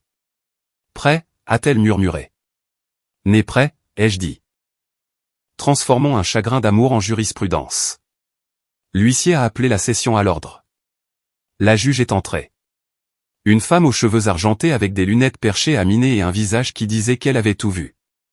Si la vie de cette femme était un film, il s'appellerait « 50 nuances de divorce ». Affaire numéro 4823, Carvé contre Carvé, a annoncé le greffier. La juge a jeté un coup d'œil par-dessus ses lunettes à nous deux. Faisons vite. J'ai sauté le petit déjeuner. Maître Delgado a souri faiblement. Votre honneur, nous serons aussi efficaces que possible. L'avocat de Belinda s'est éclairci la gorge, essayant instantanément de charmer. Votre honneur, ma cliente cherche simplement une division équitable des biens matrimoniaux. Elle a grandement contribué au foyer, et... La juge a levé la main. Gardez votre discours. Je veux voir les papiers. Maître Delgado a fait glisser notre dossier soigneusement étiqueté sur le banc. Je jure que le son qu'il a fait, le papier glissant sur le bois, était la plus douce musique que j'ai jamais entendue. Votre honneur, a-t-elle dit, voici la pièce à conviction Belinda, saison finale.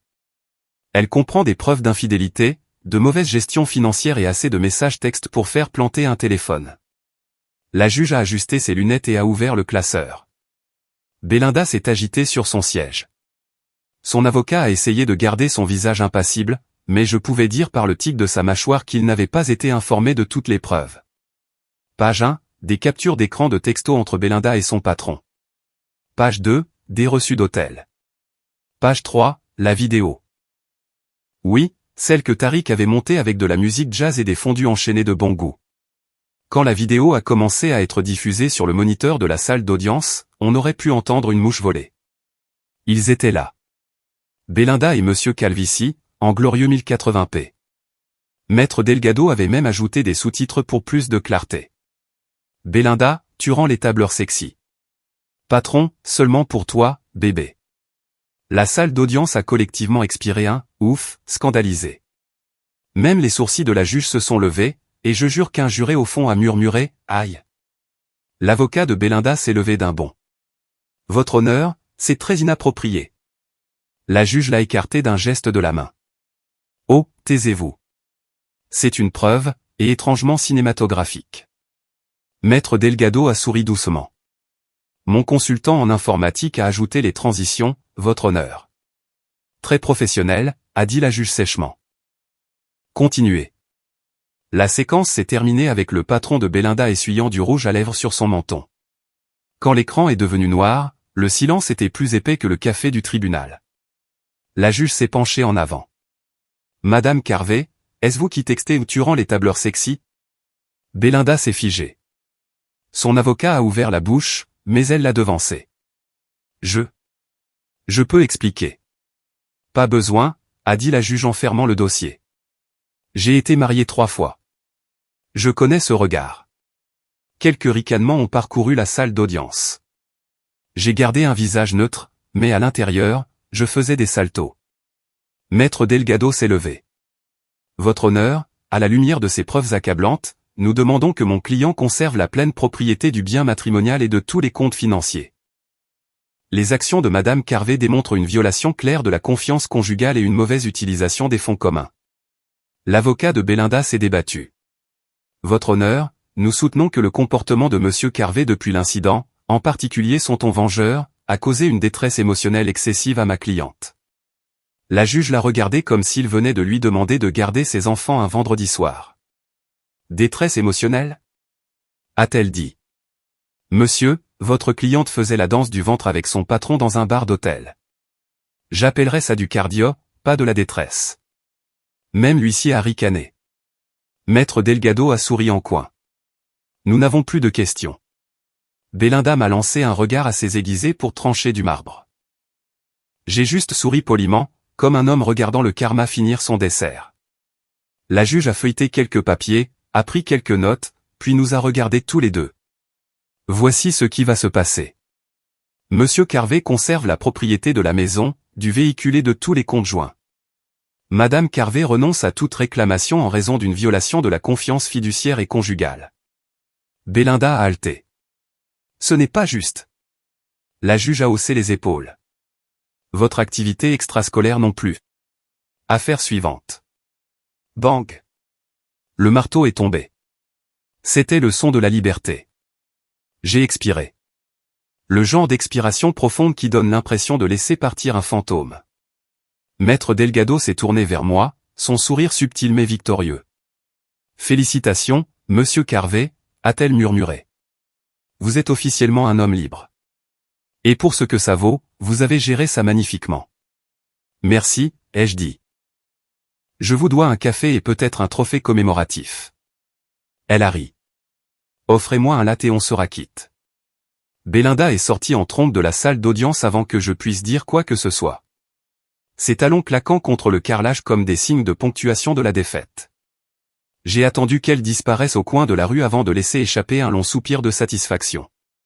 Dehors, l'air semblait plus frais, plus léger. Le divorce ne devrait pas être ressenti comme une victoire, mais bon sang, ça en avait le goût. J'ai appelé Tariq. Mec, a-t-il dit, dis-moi que la juge a adoré la vidéo. Elle a adoré, ai-je dit. Elle l'a qualifiée de cinématographique. Tariq a poussé un cri de joie si fort que les gens se sont retournés pour le regarder. J'ajoute ça à mon CV. Monteur de contenu de chagrin d'amour légalement admissible. Mets le sous aux compétences spéciales, ai-je dit. Alors, tu es libre maintenant ? Libre et bien documenté, mec. Il faut fêter ça. Un verre ce soir ? Absolument, ai-je dit. Je paie ma tournée, et cette fois-ci, c'est avec ma propre carte. Nous nous sommes retrouvés plus tard dans un bar sur un toit, le genre d'endroit avec des cocktails hors de prix et des guirlandes lumineuses conçues pour rendre les regrets romantiques. Tariq a levé son verre. Au nouveau départ. J'ai entrechoqué le mien contre le sien. Et aux meilleures fins. Nous avons ri pour la première fois depuis des mois. Ce n'était pas un rire amer. C'était une joie pure et stupide. Au milieu de la soirée, mon téléphone a vibré. Un message de Belinda. Tu m'as ruiné.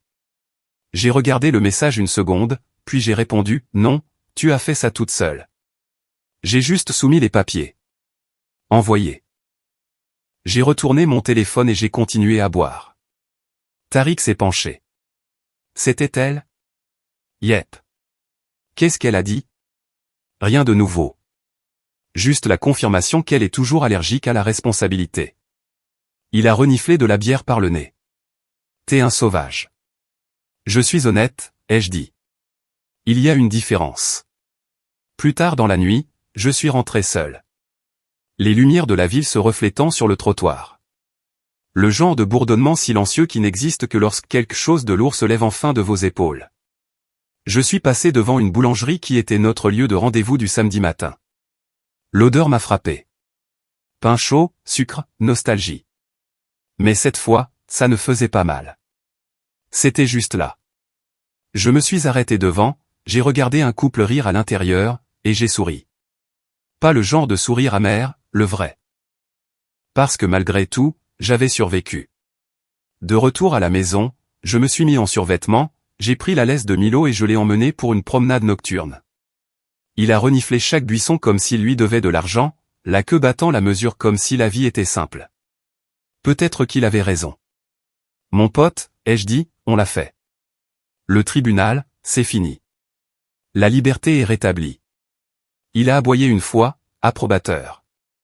En rentrant, je me suis servi un dernier verre, je me suis assis sur le canapé et j'ai mis du jazz en fond sonore, le même que Tariq avait utilisé dans la vidéo. Une bande-son appropriée pour le générique de fin.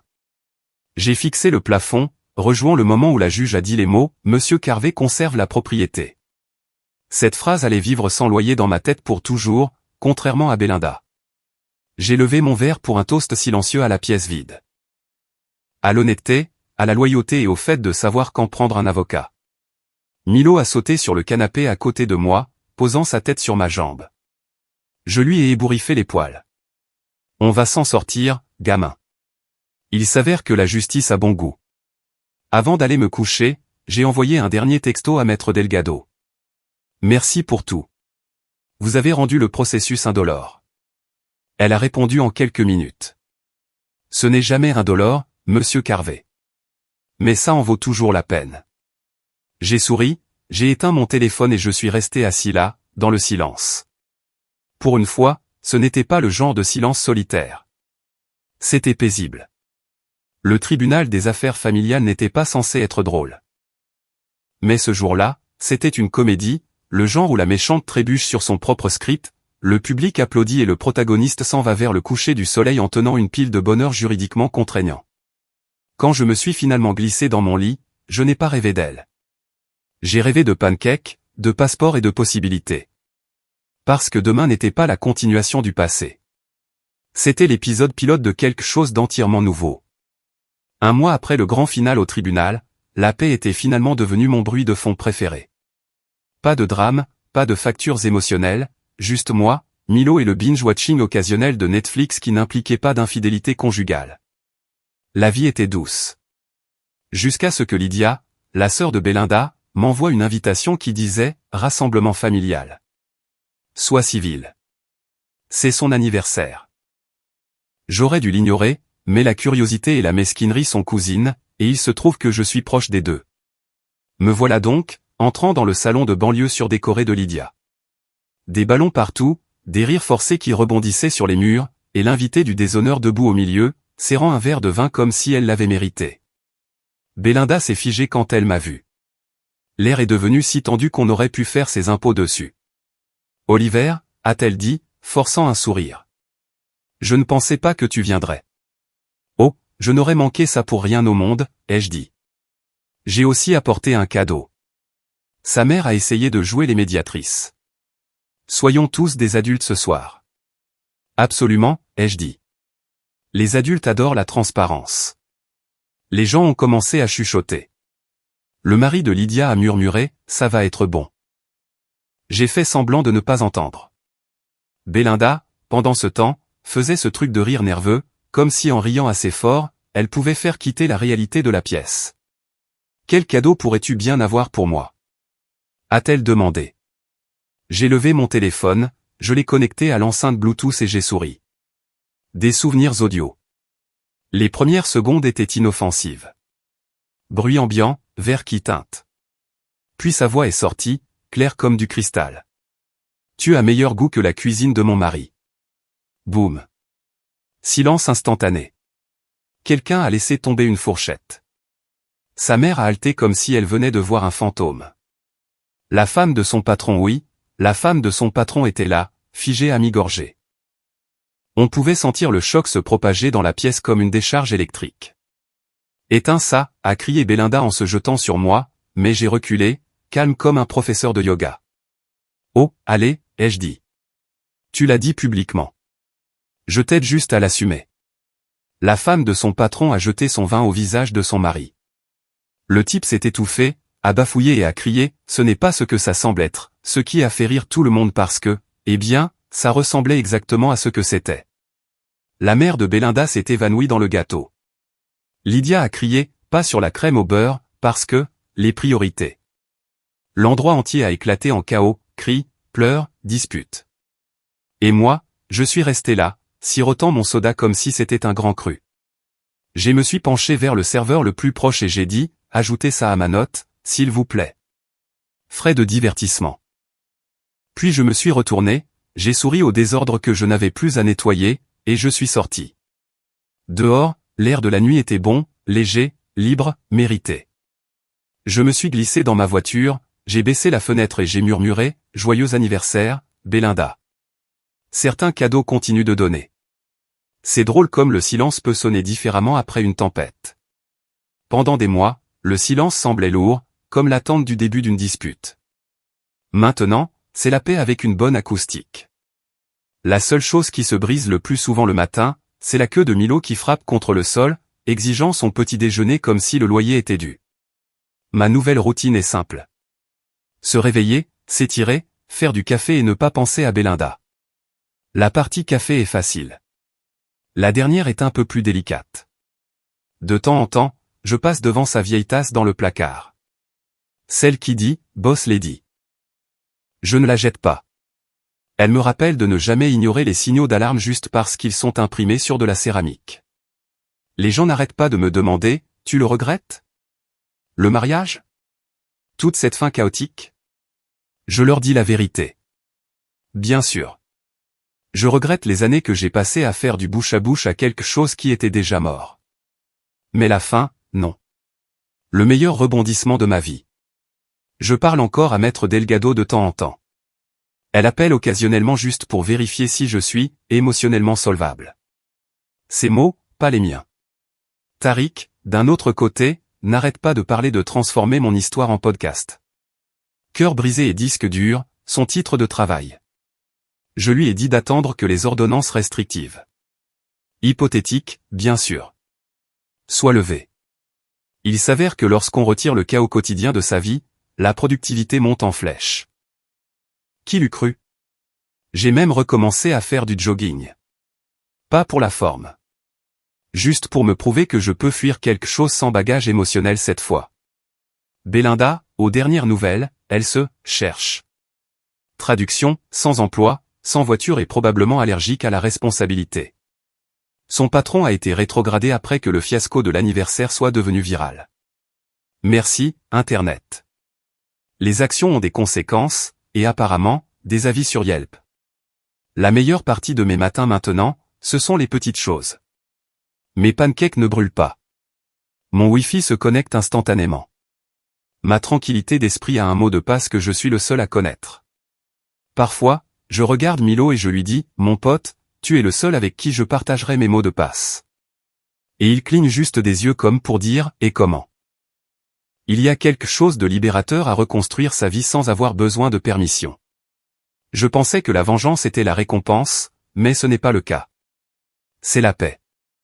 La vengeance ne fait que rendre l'histoire divertissante. La paix lui donne une fin heureuse. Chaque week-end, je m'assois sur le porche avec une tasse de café et un sens de l'humour assez aiguisé pour trancher la nostalgie. Parfois, je ris même en me souvenant de sa phrase, je le referai. Et ouais, je la crois. Mais moi aussi, je le referai. La partie où je suis parti. Parce que maintenant, la seule chose à côté de laquelle je me réveille, c'est ma propre foutue raison. Et elle ne ment pas, ne triche pas, et n'a pas besoin de Wi-Fi pour se sentir aimée.